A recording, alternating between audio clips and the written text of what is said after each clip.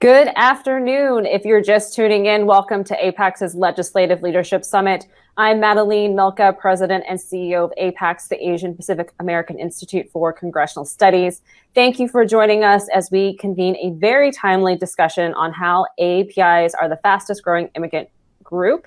And I'd like to thank our partner, Forward.us, for sponsoring this panel. Before we begin, it's my pleasure to introduce Jenny Barin, Project and Systems Director at Forward.us, with a short message. Good afternoon. My name is Jenny Barin, and I am the Project and Systems Director at Forward.us, a bipartisan organization advocating for immigration policy that would build a modern, humane immigration system and provide a pathway to citizenship for the 11 million undocumented immigrants already living in and contributing to our communities. Thank you so much to APEX for having me and for all their incredible work promoting AAPI leadership and political engagement. It's an honor to be here, and I'm so excited for today's discussion.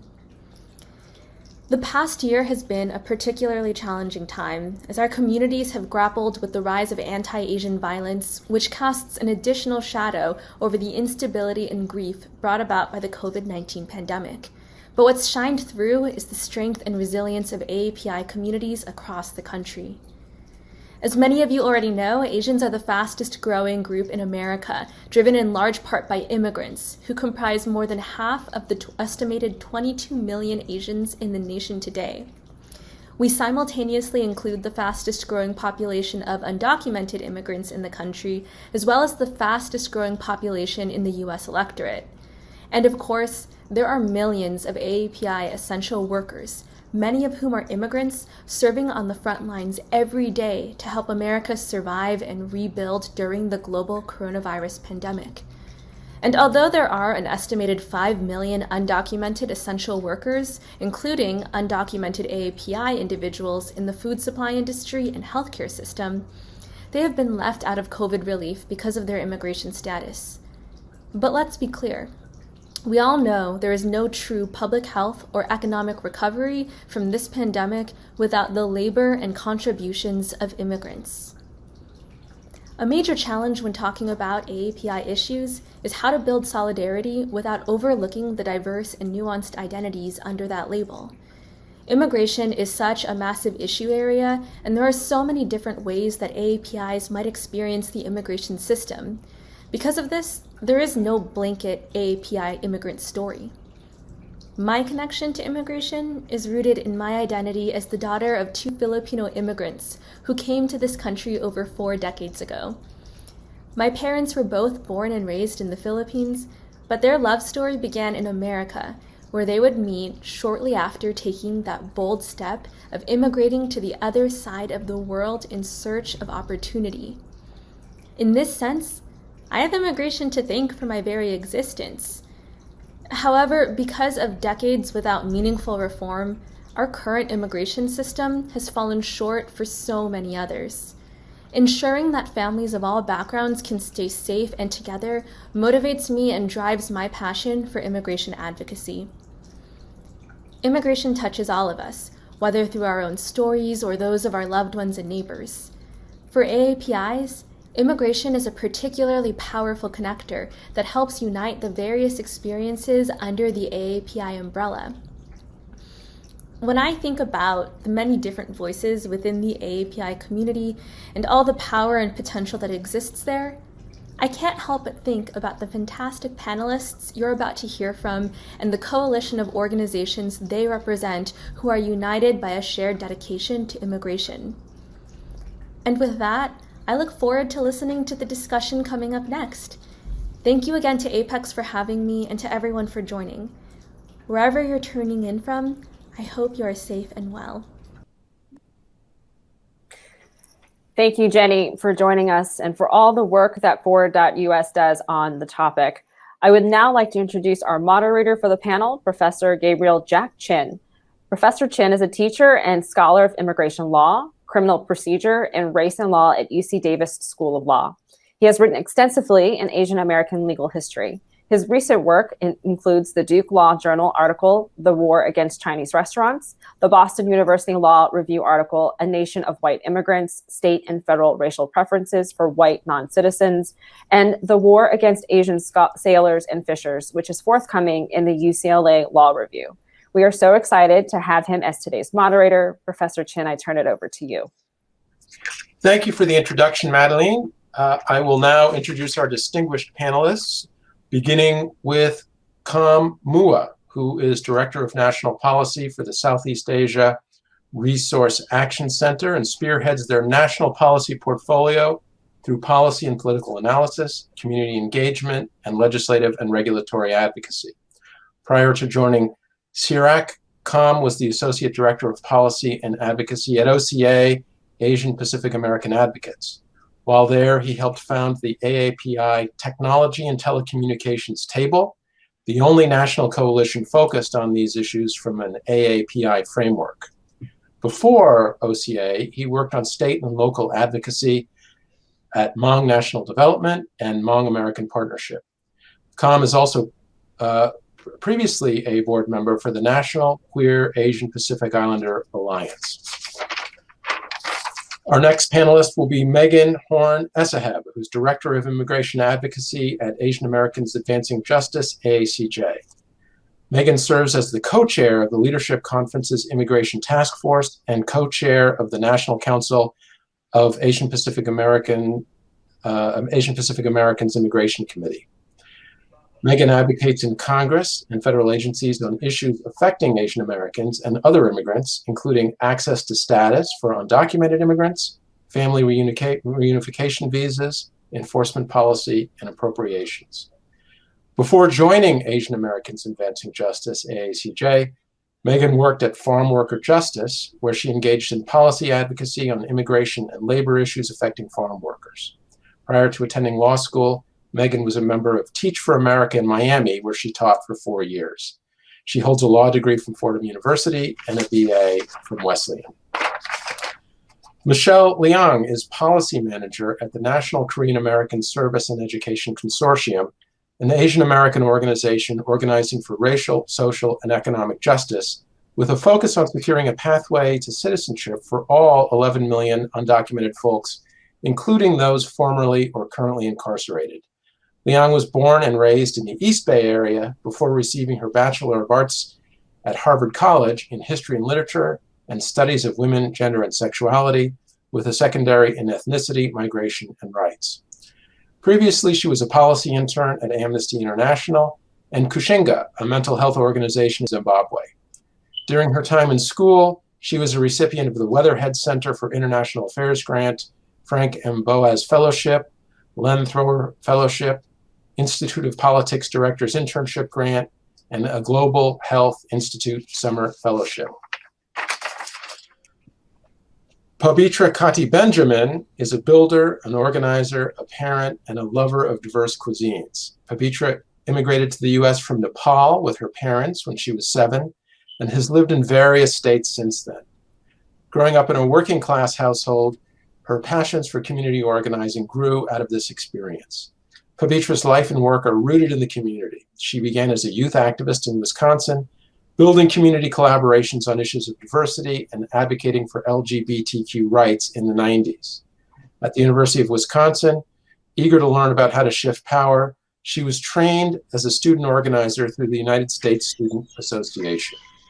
A supporter of Adhikaar since 2010, Pabitra was elected and has served as an active board member to the organization since 2015, demonstrating a strong commitment to facilitating leadership development, as well as pressing us to deepen our political analysis and strategies.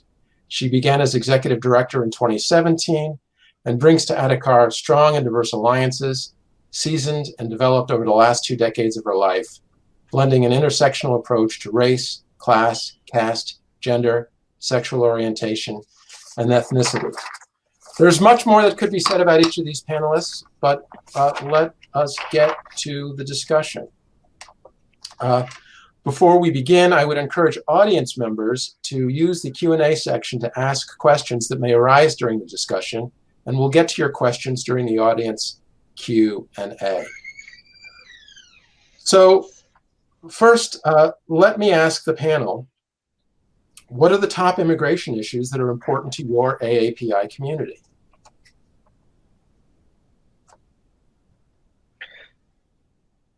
Well, I'll jump right in then.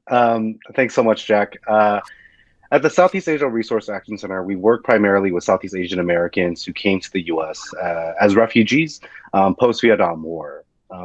Even though Southeast Asian Americans are not a monolithic minority, we have a lot of folks who came to the U.S. through the family immigration system, through employment visas. It doesn't change the fact that a significant majority of our communities are refugees or are the children of refugees. And so much of our immigration issues that we work on today deals with the implications that refugee communities have sort of fallen into after some of them came into contact with the criminal legal system. As such, our top priorities as an organization and with the community partners that we work with across the country are on preventing the deportations of Southeast Asian Americans who have a prior conviction, eliminating mandatory detention and really the entire detention system, and then establishing and creating a opportunity to come home for individuals who've been deported since the passage of the 1996 immigration laws. Some of the other issues that we work on include family reunification and decreasing barriers to naturalization for our communities, but by and large, for Southeast Asian Americans, it's really about ending that prison to deportation pipeline that so many folks within our communities have been impacted by. In fact, there are about 15,000 Southeast Asian Americans today who currently live with the final order of removal.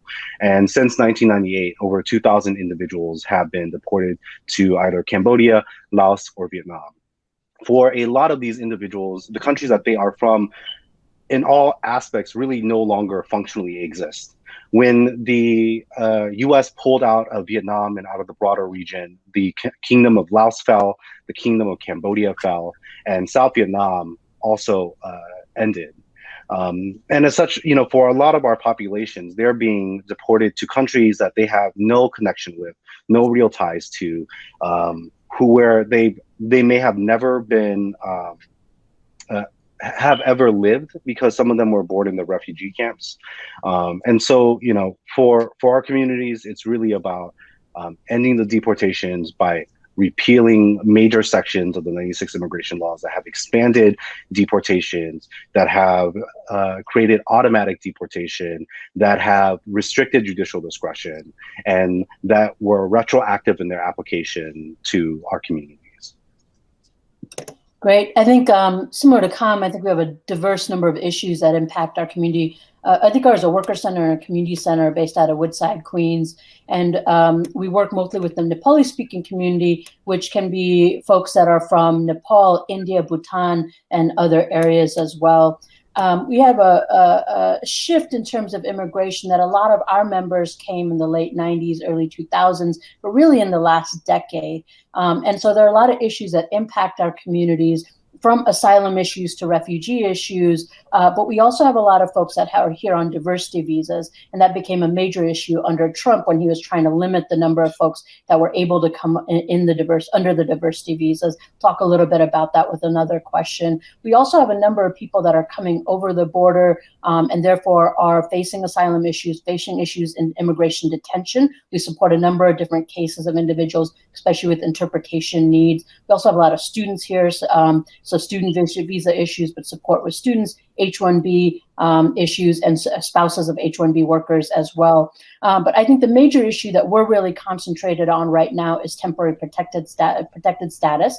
And we're working on TPS because there are a number of individuals that are on TPS, especially workers, that we work with. And so we fought for TPS status for Nepal in 2015 after the devastating earthquake, and have continued to work under that on TPS. TPS was canceled under Trump for all the countries that had it, almost all the countries that had it, and therefore we went into working on litigation against the Trump administration and are now fighting for permanent residency for TPS holders, not just from Nepal, but TPS holders from 13 different countries, which make up about 500,000 individuals, and then impact a lot more because they have family members and others that would be impacted. Also, just generally, we work on a lot of workers' rights issues. So we have a number of cases of T visas for folks that were trafficked as workers. And so we have a lot of intense cases that we work on where we're really trying to fight those individuals, oftentimes diplomats, that have brought over individuals and then are basically treating them as not as workers that have rights, but as servants with no rights, where folks are working 24 hours around the clock. And so T visas is a major issue. U visas is another major issue. And then, of course, as was talked about in the beginning, we work on a lot of issues of essential workers. We work with a lot of folks that are domestic workers, nail salon workers, Uber, Lyft drivers, as well as others who we really want to deem as essential workers and are trying to fight for them to get permanent residency. And I'll talk more about that later. Hi, my name is Michelle. I work with Nakasak, the National Korean American Service and Education Consortium. And so Nakasak is primarily rooted in Korean American community and culture and values, but we are organizing Asian Americans across the nation for racial, economic, and social justice. So our primary campaign right now is the Citizenship for All campaign, which is sort of the umbrella campaign that includes many different components. The first component, of course, is legalization for everyone, including, as Jack said earlier, those who are formerly and currently incarcerated. So there are over 11 million undocumented immigrants in this country. 1.7 million of them are Asian American, but who are often left out. So recently in our 100-day campaign, we tried to uplift the stories of undocumented Asian Americans, really trying to show the diversity of undocumented Asian Americans living in this country. Those with histories of incarcerations, those from different ethnic backgrounds, and who came to the United States in a variety of ways.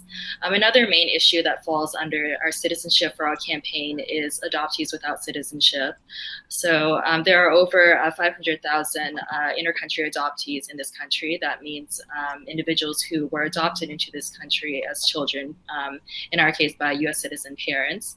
However, many inter-country adoptees do not have guaranteed citizenship. So actually, there have been cases of individuals who are adopted into this country as children who have been deported as adults, usually after an interaction with the criminal legal system. So currently, we are also advocating for the Adoptee Citizenship Act of 2021 in order to guarantee citizenship to everyone who has been adopted into this country as children by US citizen parents. And this is also a main issue that faces the Asian American community due to the impact of various US interventions in places like Korea and Vietnam. There are over 19,000 Korean American adoptees who have not had their citizenship confirmed, many of whom were adopted into the United States after the Korean War. And similarly with the Operation Baby Lift from Vietnam. And the third issue, which I think likely Megan will talk about more, is we are a part of the Value Your Families campaign. So a part of our Citizenship for All campaign ideology is that family is a strong cornerstone of our country. So we support family reunification and family-based immigration as another important part of what it means to have full citizenship and full humanity as immigrants. Thanks, Michelle. Yeah, so I'm Megan Essaheb with Asian Americans Advancing Justice, AAJC, and we are a national civil rights organization dedicated to upholding the civil and human rights for Asian Americans and promoting a fair and equitable society for all. So we look through that civil rights and human rights lens at our immigration policies. We support the work of Adhikaar and Nakasak in pushing for path to citizenship for the 11 million, for DACA recipients, for TPS holders. And we also work closely with SEARAC and our other partners to try to put an end to Southeast Asian deportations and disentangle our criminal legal system from our immigration system through, specifically, we're working on the New Way Forward Act, but there's other policies as well that we could seek to do that through. And we're also members of the Defund Hate campaign. So that's an effort to really look at the federal government's budget is a moral document, and to end the massive funding for deportations, cut back on immigrant detention, which is largely unnecessary or is unnecessary. And so we're working on that right now with Congress creating the funding bills. And then our affiliation, as Michelle said, Advancing Justice co-convenes the Value Our Families campaign with Nakasak and Church World Service, and other organizations many organizations are members of it. And so that formed in response to the Trump administration's desire to end family-based immigration in 2017 and the diversity visa program. And but it continues because there are and continue to be problems with the family-based immigration system that we seek to fix. Namely, there's severe backlogs, particularly for people from India, China, the Philippines, Vietnam, and Mexico. So only one of those is not an Asian country. People wait decades to be reunited with their families. We'd like to see green cards, more green cards to clear those backlogs. We're also very concerned about the backlogs of Indian nationals on H1B visas. Pabitra referenced their spouses are on H4 visas, and their spouses have tenuous work authorization, which takes many years to get. And then there's been problems with renewal where they lose their work authorization when they're supposed to be renewing it for a period of time. So, our basic response is that people shouldn't be living in the United States, either undocumented or in this sort of perpetual temporary status without access to citizenship. So we want to get green cards for the employment-based system to solve that backlog problem. And there's many other smaller items that we support. The main bill is Congresswoman Judy Chu's Reuniting Families Act, and we were very excited. That was a win for us to have that bill included in President Biden's U.S. Citizenship Act. And I think lastly, I would just echo, what Kham said about naturalization being accessible and affordable. I think there's a lot of evidence that just simply lowering application fees for naturalization would cause naturalization rates to increase. Thank you. So the next question that I have is, how can we address the issues of fairness when it comes to immigration policy? And I think embedded in that, based on all of the comments in response to the first question, is how much do you think that the policies and laws that burden Asian Americans do so based on race? You've described a lot of harsh treatment. Is it aimed at Asian Americans or disregard of Asian Americans and their communities and their interests? I will say for us, when we work on temporary protected status, that it was really apparent that when the Trump administration canceled TPS by the comment around shithole countries, that he was really saying, look, we want certain types of immigrants in this country, and we don't want other immigrants. And we certainly don't want immigrants from places like Nepal, which is seen as not a favorable country that brings over great immigrants. Like, he really wasn't attacking European immigration. He was attacking the immigrants from smaller, maybe poorer countries, right? And so I do think that there is something around race, and there's something around class and the type of country that folks come from. So I think it's not just race, but there's a mix of this, right? Like, I think that this country does want all the medical doctors and experts from India, but it doesn't necessarily want folks that can't compete for those high-paying jobs, right? So when we talk for us as a worker center, there's more than just race that's mixed into this. That is, that folks don't want those that are domestic workers or nail salon workers or essential workers that are running our economy, that are keeping us afloat, to stay in this country, even though we actually really, really need essential workers to stay in this country. So I think it's a little bit more complicated than that in terms of the question that you're asking. But I'll pause here, and then maybe I can flow off of other folks, because I'm sure others have ideas on this too. Yeah, I 100% think it's intersectional, and we see it across immigrant communities, not just Asian immigrants, but there's different stereotypes for different immigrant communities, right?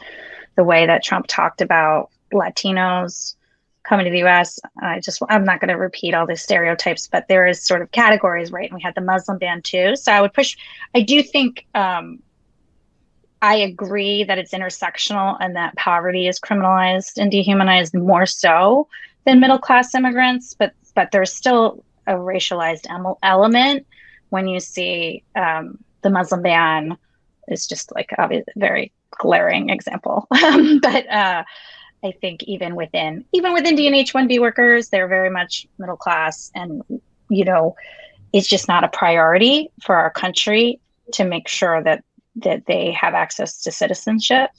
And a lot of that is bias, right? We talk a lot about implicit bias and, just the values that we prioritize. So it's hard to always, Trump made it a lot easier for us to be able to point to racist statements, but a lot of it operates on the subconscious level.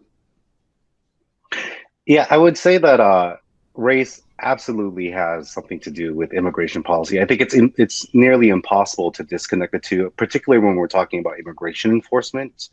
I think when the U.S. passed the Anti-Terrorism and Effective Death Penalty Act and the Illegal Immigration Reform and Immigrant Responsibility Act, it was really on, during that era, that tough on crime era, that war on drugs era, the rise in the private prisons, and during the time when we saw a exponential increase in the arrests and detainment and incarceration of AAPI youth in particular.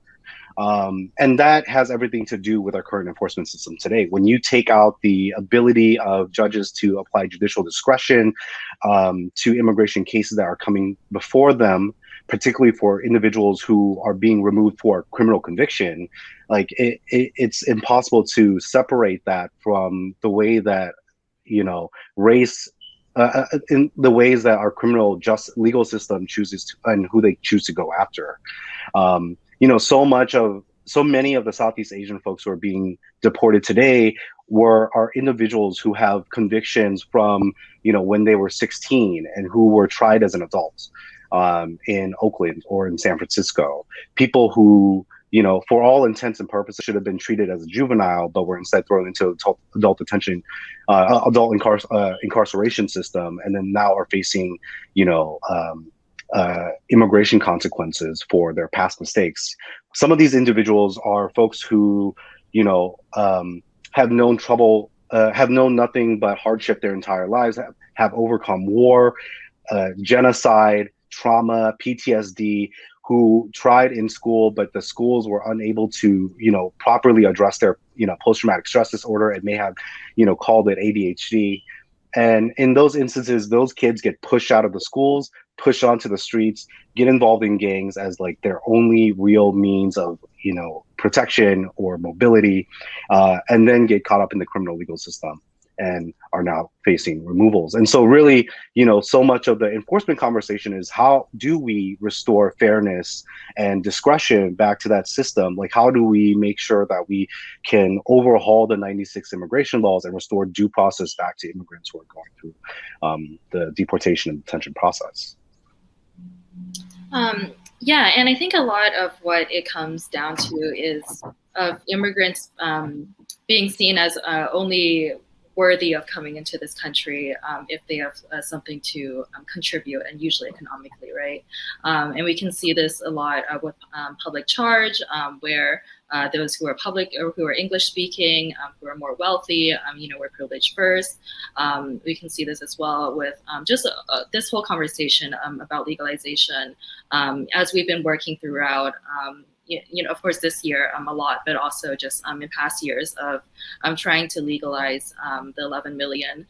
We see who's being first considered, and then who is being pushed behind as people who should wait, right? So a lot of times those with DACA or young undocumented immigrants are seen as innocent, and that it would be fair to allow them to come into this country while their parents are penalized or demonized. Also, we're seeing with the whole essential worker narrative, it's so complicated because of course we want legalization for essential workers, but what does it mean for a human to be essential or not essential, in this country? So,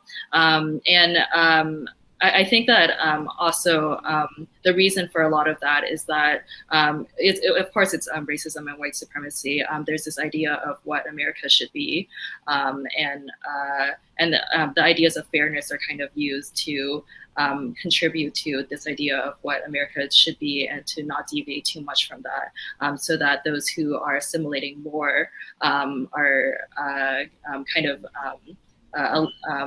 prioritized for being allowed to become more American.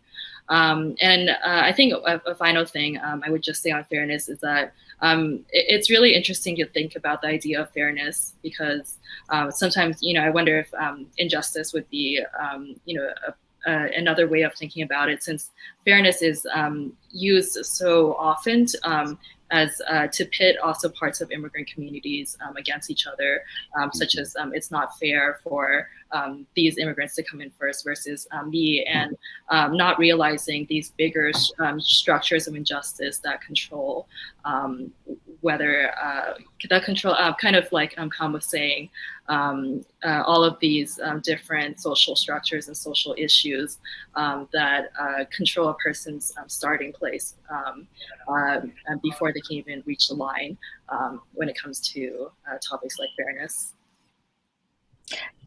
I don't know if we're at time, but I just wanted to clarify one thing I said. Is that okay? Please. I just want to explain the H1B problem a little bit more, so make sure we're all on the same page.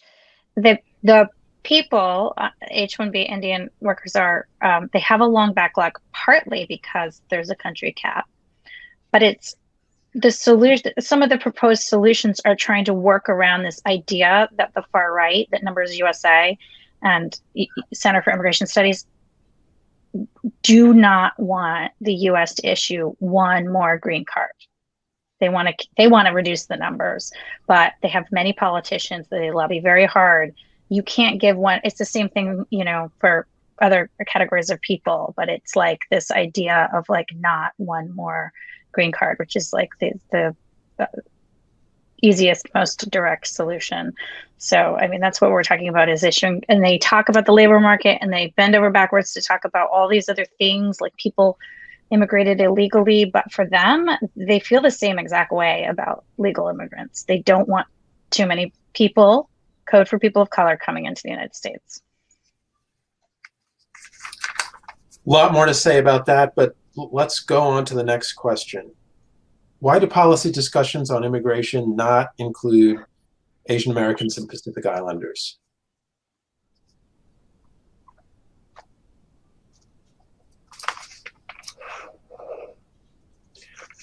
Do you feel that we're sufficiently represented when decisions are made?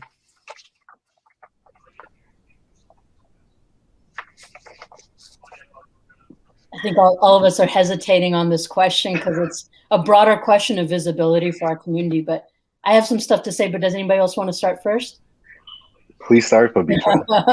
I think it's been really, even when we're working on TPS, it's been really complicated. Like, for example, one of the things that folks will always say is, well, why aren't more API folks sharing their stories? And I'll tell you, like, as Adhikaar, we've trained probably more TPS holders to train their stories than most any other organization out there. We've tried to get hits in major news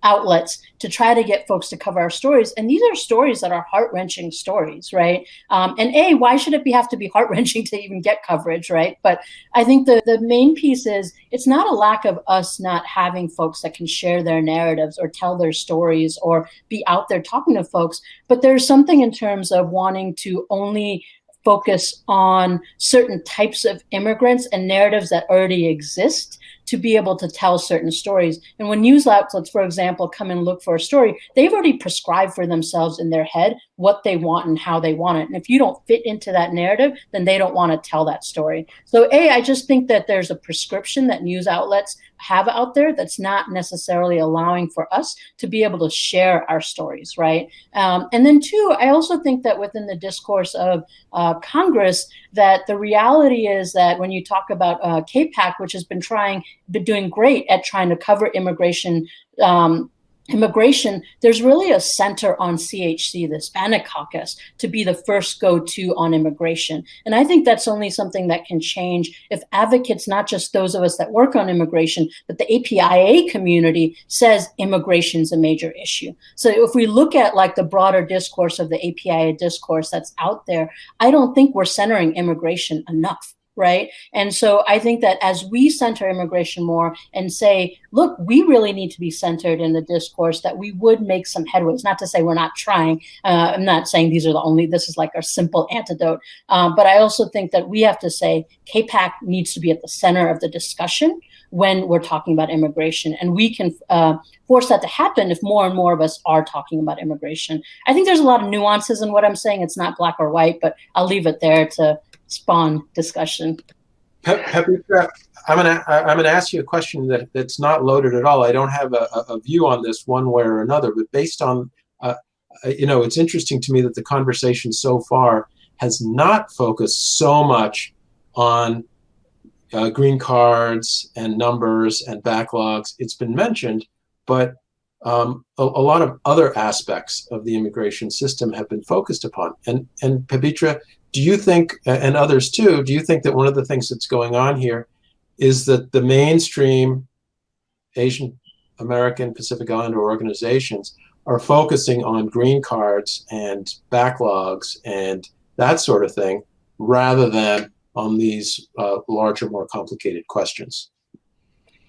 Having AAJC on the call, I'm not sure, Megan, if you want to take that on. I do think that the narrative has been really narrow in the AAPI community for the last 2 decades. And I think organizations like SEARAC, CFIN, and others have forced us to really take on issues around immigration enforcement and detention. I've been in this space for a long time. And I also think that one of the things is that the API community has tried to find issues that are broad strokes in terms of the API community, and it's much harder. We're huge. I mean, API community is huge. We have a lot of immigration issues that we cover. I mean, just in the Nepali-speaking community, I listed a whole host of things, right? And we also take a narrow focus. So I do think it's hard to find like an agenda that's easy to tackle. But I do think that we have to make progress, and we are making progress, and we are starting to diversify the things that we work on.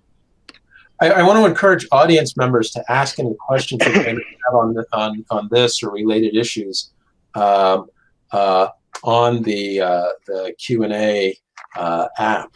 Thank you, Pabitra. Other people, comments on that? Oh, I mean, I will respond. I did name, and I wasn't. I think it's fair to say we really work on all of the issues that I work with everybody on this panel. So. We actually, it's interesting because when I started, there was sort of a conversation about priorities and should we continue to focus on family-based immigration. But if we didn't focus on that, like nobody else in DC would, actually. I don't mean that disparagingly. Chirla, which is a California-based Latino organization, has really stepped up in the last couple of years and been a great partner. But it just sort of falls that way. And so when you have Latino organizations or mostly Latino organizations that are leading on other issues, I think we support them. But on this note, I mean, some part of the answer is some communities are newer. So I think at the beginning, someone mentioned there's a growing undocumented Asian population. I mean, the top numbers are India, I think then China. Anyway, I know that South Korea is in the top 5, but Nakasak actually really does a tremendous job organizing Korean undocumented people. But there's not there's not a lot of organizations organizing people in undocumented people from Asia and China. And if the audience knows people, I'm sure there are exceptions in cities around the country. So please, and I'd love to know who they are, and I'd love to talk to them. But they are rather invisible in our society, more so. But the Latino undocumented community is older, and people have been doing work for decades to organize them, right? And to create that space in the media and to get loud. And so some of that is labor.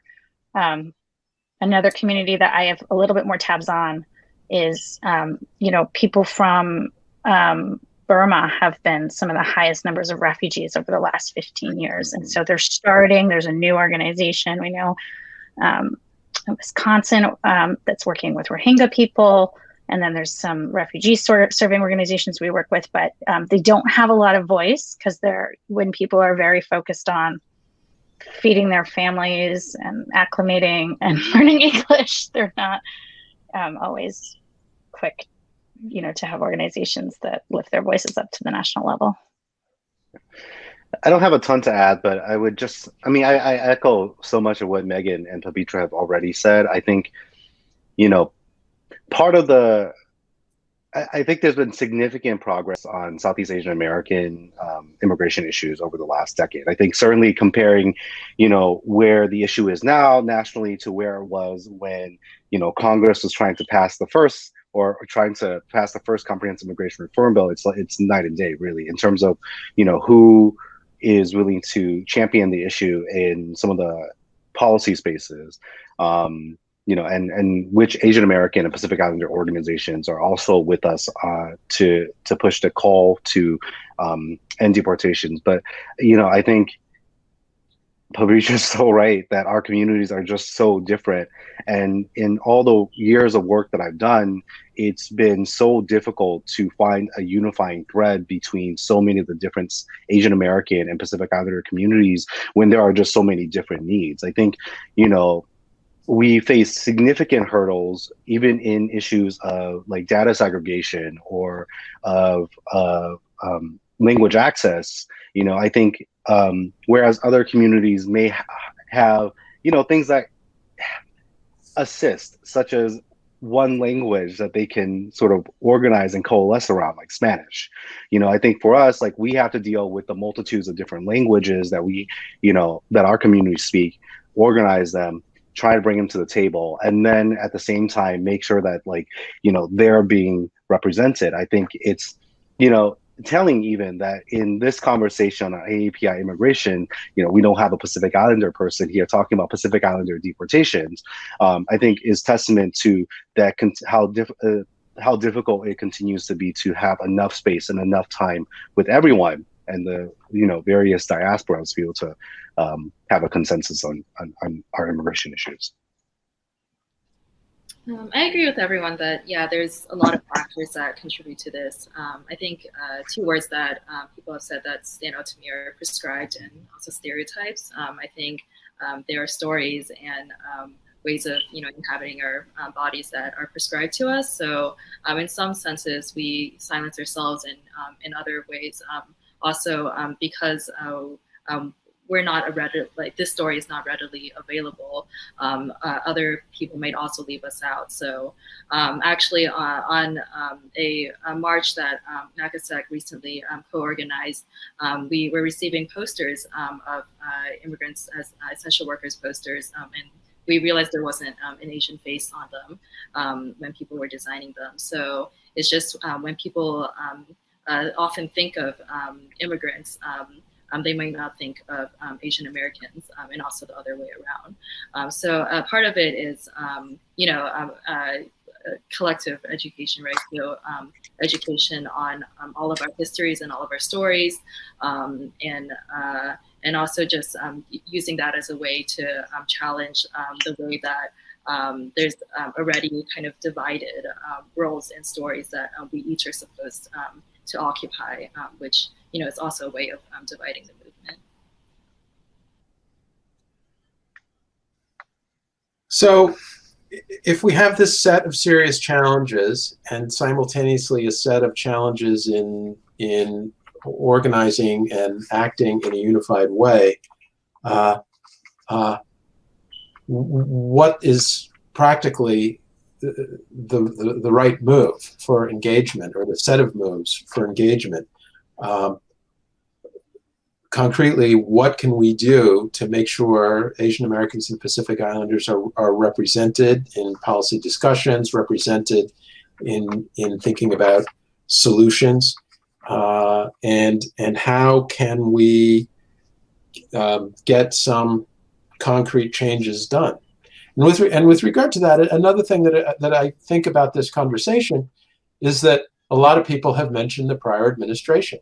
And I don't think that there's any question but that the prior administration was remarkably hostile and discriminatory and racist with respect to immigration and many other issues. But a lot of the problems that we're talking about are things, for example, that came from the Clinton administration, IRA, and AAPI in 1996. And, so it's not necessarily the case that a different administration is all of a sudden going to be perfect, is it? So where do we go from here?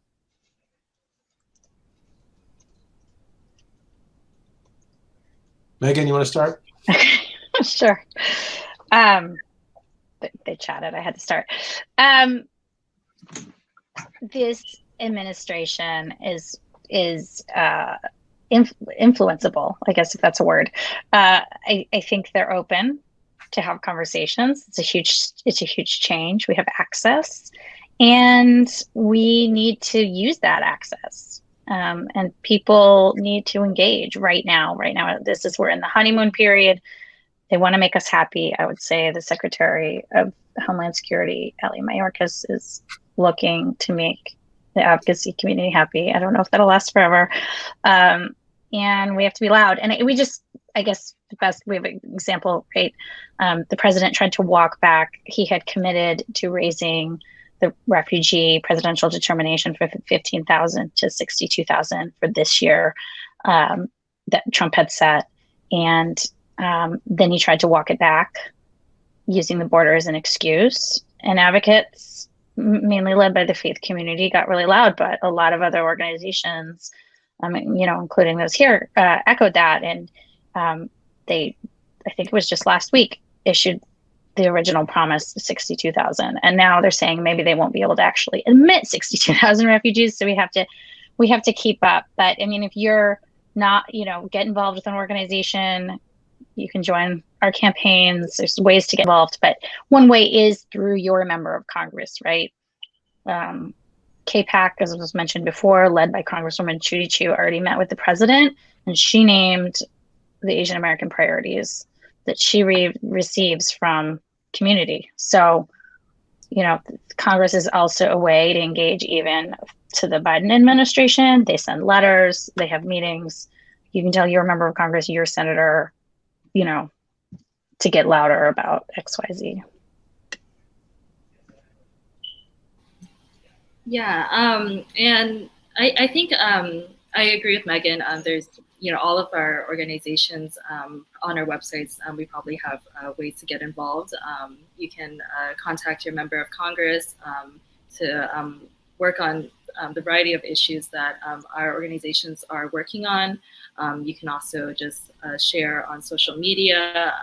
It's always the work of broadening the conversation to truly represent the diversity of the Asian American community and Asian American issues. And also just using your role, whatever it is, to contributing to challenging these stereotypes and challenging these narratives. So if you're in the media, wherever you are, just taking that responsibility to really always just try to push the envelope. So for example, there's a lot of conversation right now about anti-Asian hate. And so talking about anti-Asian hate in a way that really takes on why it's happening.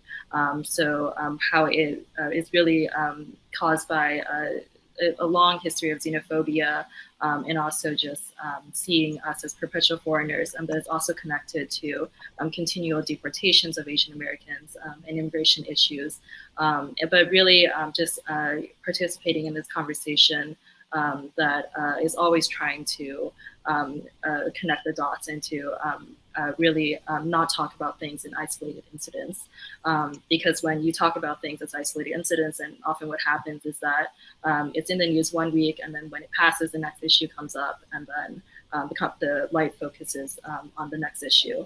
But really all of these issues are connected, and it's all of the same structure. So just taking that responsibility to be involved and to talk about these things in that way.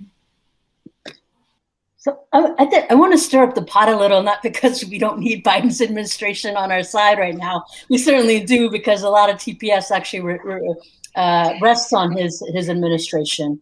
But I honestly think that the Democrats, and this included organizing under Obama around immigration enforcement issues, use immigration as a hot point when it comes to elections, but then really, really shy away once they get into office. And I feel like this is exactly what's happening right now under the Biden administration. He promised a lot, and yes, he had a beautiful, comprehensive bill that came out, but we have seen nothing to show that he's actually moving components of that bill forward. There's nothing pressuring Congress and the Senate to actually make this issue move in a way that I think has happened with other issues. So I think the power and the force that they actually could be putting behind immigration is just not happening, right? And what we're probably going to see moving forward is that bad things are going to happen in terms of enforcement and detention and deportation moving forward. That was exactly what happened under President Obama.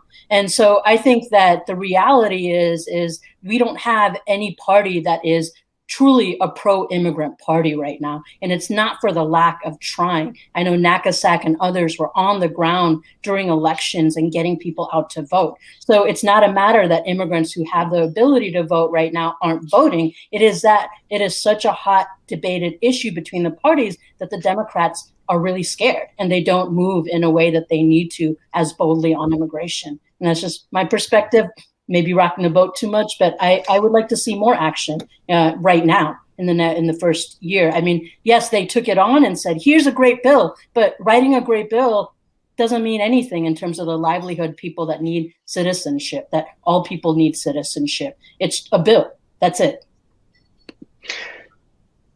Speaking of rocking the boat, so SEARAC has not been fond of most of the immigration legislation that's come out of this congressional cycle, or really quite a lot of the immigration bills that have come out for the last few years. I think because our primary issue is focused on immigrants who have a conviction, we've seen that pretty much all administrations have been hostile to immigrants who have a previous record.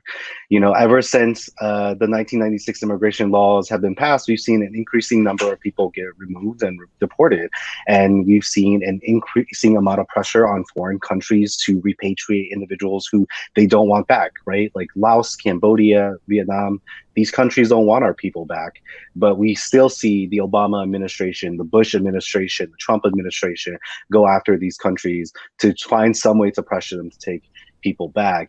And I think that's also part of the reason why for such a long time, and still, we are constantly talking about the good, bad immigrant narrative and constantly trying to dispel that, because it's so easy and so quick for members of Congress and for other individuals who are working on relatively progressive immigration legislation to then carve out folks who have a criminal conviction as undeserving of any form of relief, despite the fact that we, as a country have treated these people so differently for the past 3 decades, when the reality is that they should be given a second chance because they have gone through our justice system, which, conceptually should be a form of rehabilitation.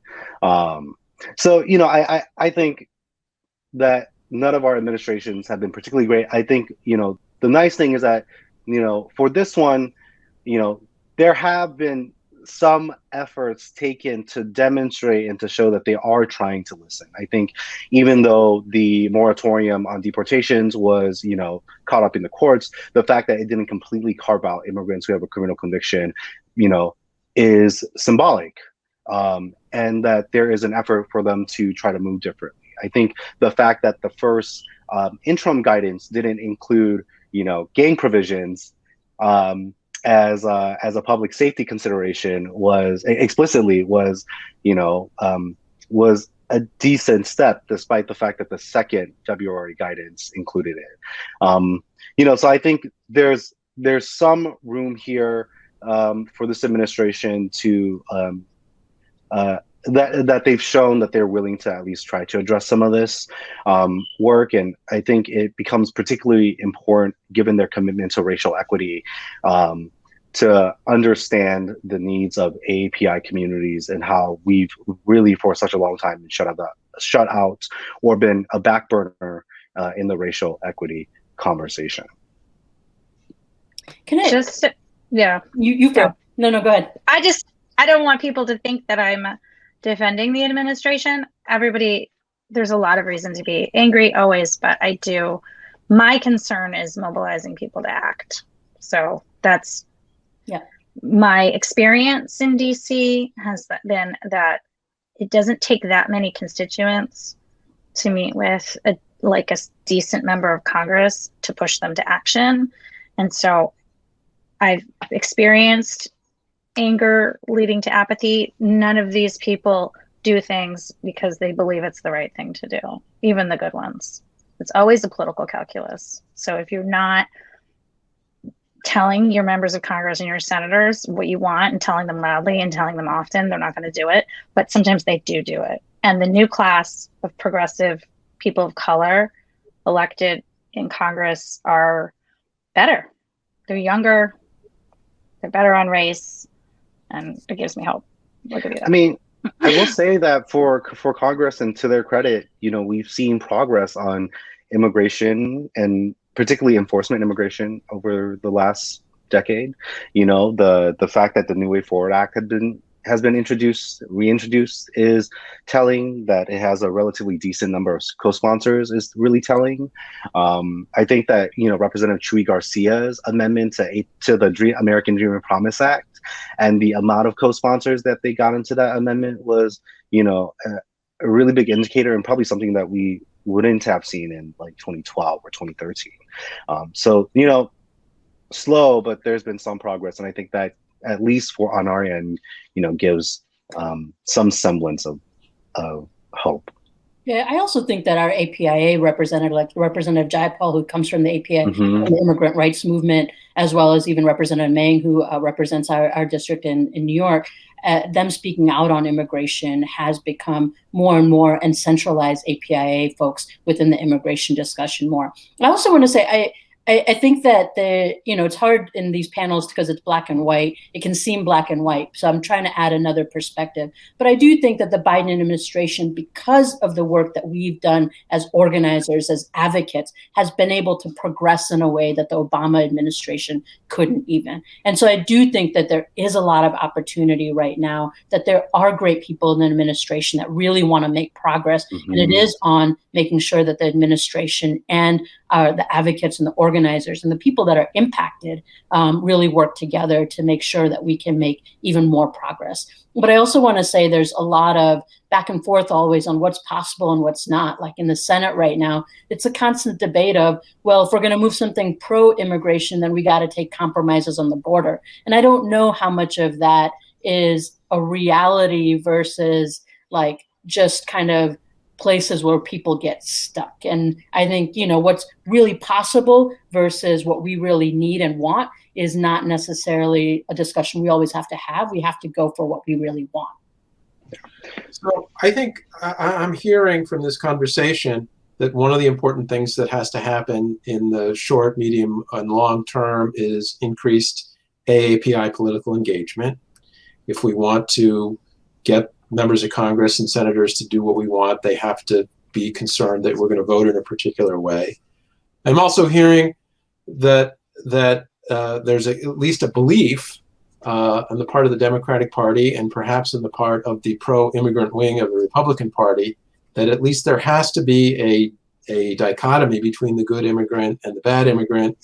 And if we want to protect the good immigrant or good immigration, we're going to have to a la 1996, sacrifice the bad immigrant, sacrifice the border, Hopefully that's not true, but it does sound like there are some people who believe that. Given where we are now, what are the, I'd like to hear from each of you, what's like the next step, the next thing that you want? What is the policy change or the advocacy change that you would like to see out there that's going to move this process forward in a way that it hasn't gone in a long time? Michelle, what would you like to say? Sure. Well, for immigration, of course, what we're fighting for now is citizenship for all, and a clean pathway to citizenship for the over 11 million undocumented immigrants, without these compromises that you were speaking of. And I think, I think something that Pabitra brought up really well is that organizers have been on the streets, have been doing this work for decades, devoting their whole lives to this cause.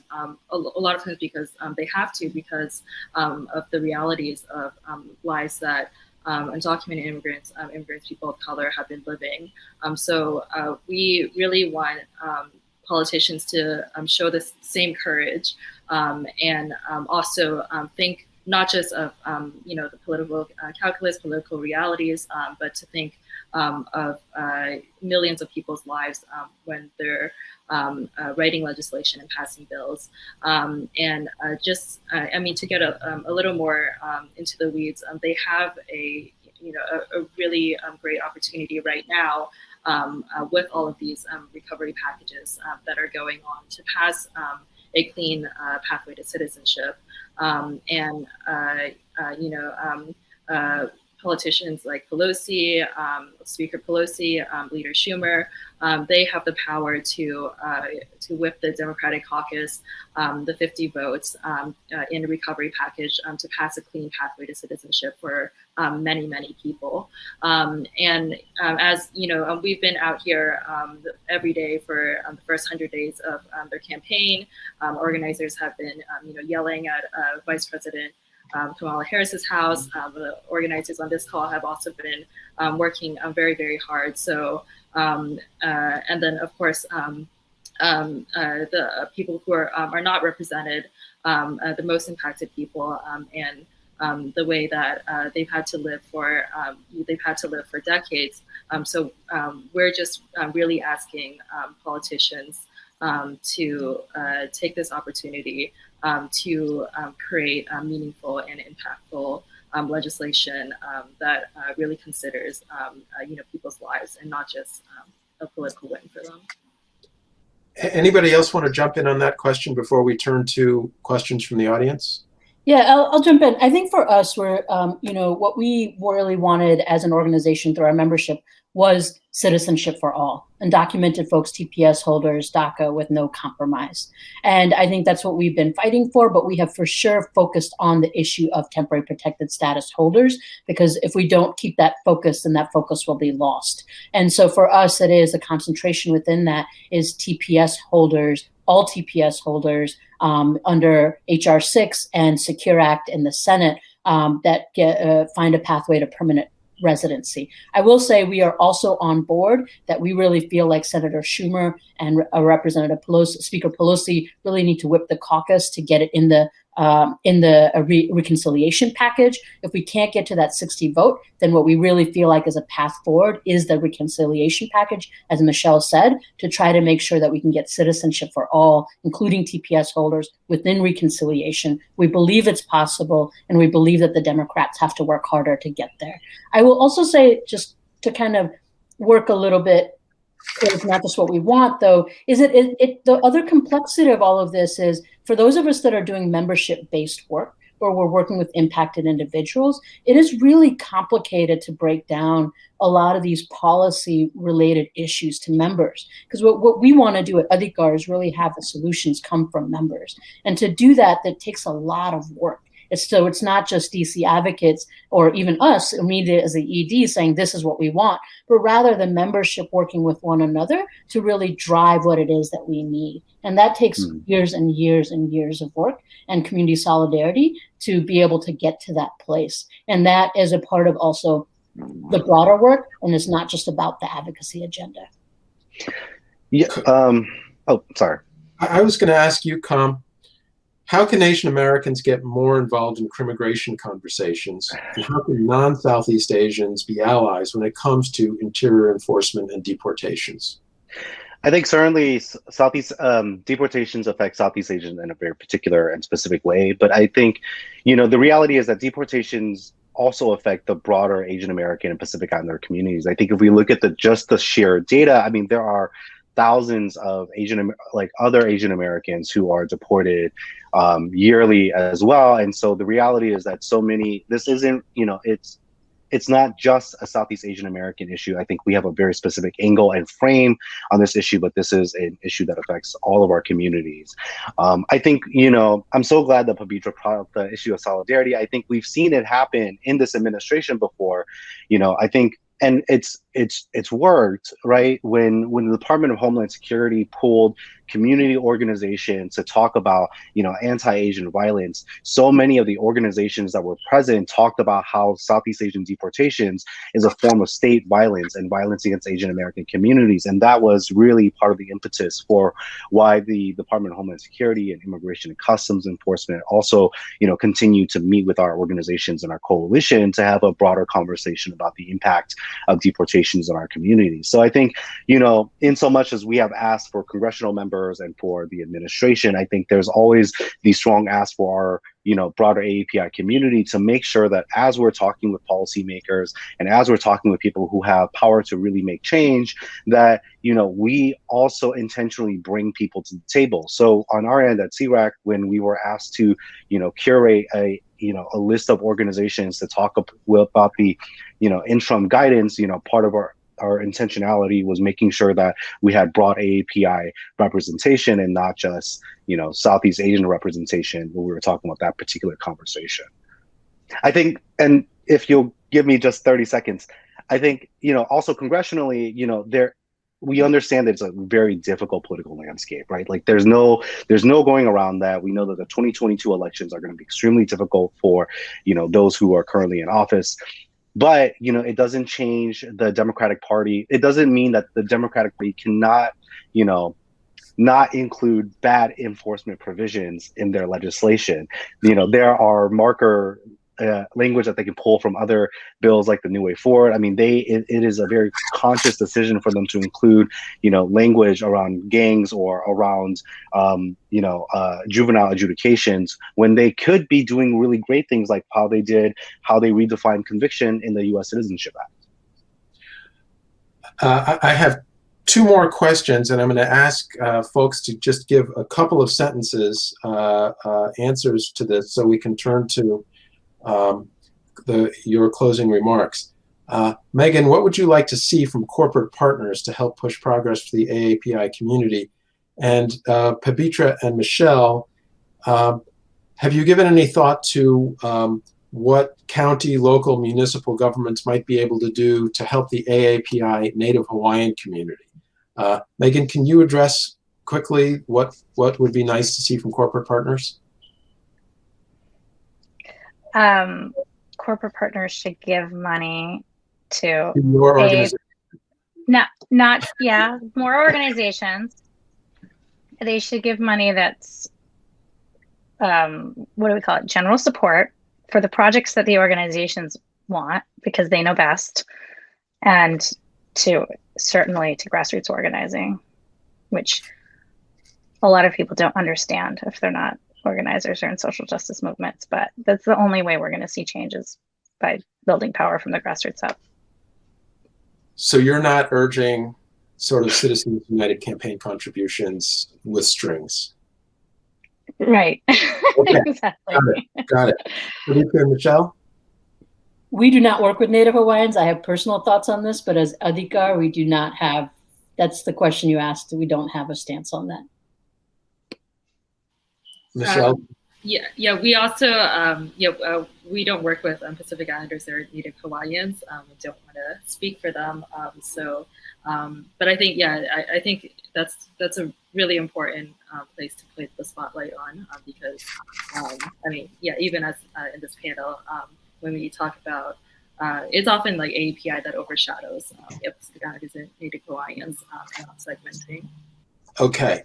Unfortunately, we are near the end of our panel, and I'm going to ask each of our distinguished panelists for closing remarks, no more than 90 seconds each, and we'll go Michelle, Kham, Megan, and Pabitra. Michelle? Sure. Well, first of all, thank you for this opportunity, and thank you to all the other panelists. I think for just a closing remark, if anything to just leave the panel with, it would be right now at Nakasak, we're working on education just really to connect the anti-Asian Stop AAPI Hate with xenophobia, white supremacy, immigration, and I'm sure you can see that go out when it's available. But really just that all of these things are connected. AAPI hate comes about because white America doesn't think that we belong here. It thinks that we are perpetual foreigners. It goes back to how Asian Americans were the first undocumented people in the United States.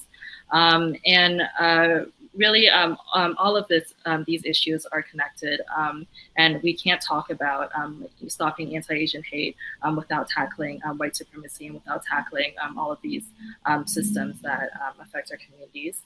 So that's what I'll say. Thank you, Michelle. Kham? Yeah, I think, first off, thank you, Apex, for inviting us to speak on this panel. I think it's always such a great experience to be able to have this conversation with AAJC and Adhikaar and Nakasak and with Apex's constituency. I think there's a lot that we learn every time, and we're always grateful to be part of this.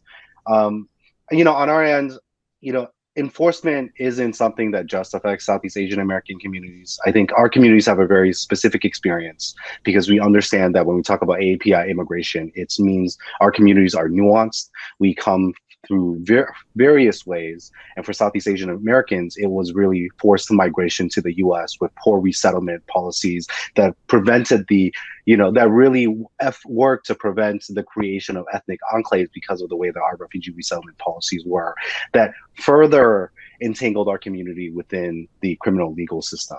But it's certainly not unique to just our communities. We know that Fijians, Tongans, other Asian American and Pacific Islander communities also face deportations because of criminal convictions. And for our communities, it's really important for us to move beyond just talking about immigrants who have this clean record and be able to reconcile the fact that people are humans, they make mistakes, and they should be allowed a second chance or even a third chance to be able to stay in this country and to be able to stay with their families, because so many of them and their families have already been separated by war or poverty or famine, and to just reseparate them again is inhumane at best, or is inhumane. Thank you, Kham. Megan? Yeah, I just want to echo thanks to Apex for inviting us, and thank you, Professor Chen. Great job moderating, and thanks to all the panelists. Thank you, Megan. Pabitra? I think that one of the things is, as we've been having this discussion, that for us, we're working with members and impacted folks every day, right? And so a lot of what our staff are dealing with, from the service side to the support, the mental health support, to the emotional support that's needed, is a lot of our members right now, whether they're undocumented or they're on temporary status, are living in a precarious situation, right? That from month to month, they may not know if they have their work authorization card. They don't know if they can keep their jobs. They don't know if they're going to get caught up in the detention or deportation systems. They don't know what's going to happen to them in terms of their children and their families. Many of our members who are in detention don't know if they're going to get out of detention. So I think what I just want to remind people is these aren't intellectual conversations, but people's lives, right? And as people's lives, people's lives are in danger right now. And I think that's what the administration can lose sight of sometimes, whatever administration it may be. And we really need a solution now. This is not a political game to be had. It is that people need permanent residency. And we certainly, none of our members want that on the backs of any other communities. But they're often forced into situations where they have to decide, am I going to be able to survive right now? And do I have to accept this ridiculous compromise on the border? Right? And we're trying to have those hard conversations, but I would say politicians are often forcing our hand to have these conversations and compromises that nobody wants to enter into. And so I think that it's really important that what all of this conversation goes back to is the community, individuals, families that are being impacted every day, that are losing their jobs because they may not have a green card, or they may not have work authorization tomorrow. And so I think that I just want to remind us and ground us in the people that are losing when we play these political games. Wonderful words to end the panel. Please join me in thanking these wonderful panelists for thoughtful, important remarks. This concludes our panel on immigration, and we will now take a 30-minute break before our next panel. Thank you for watching.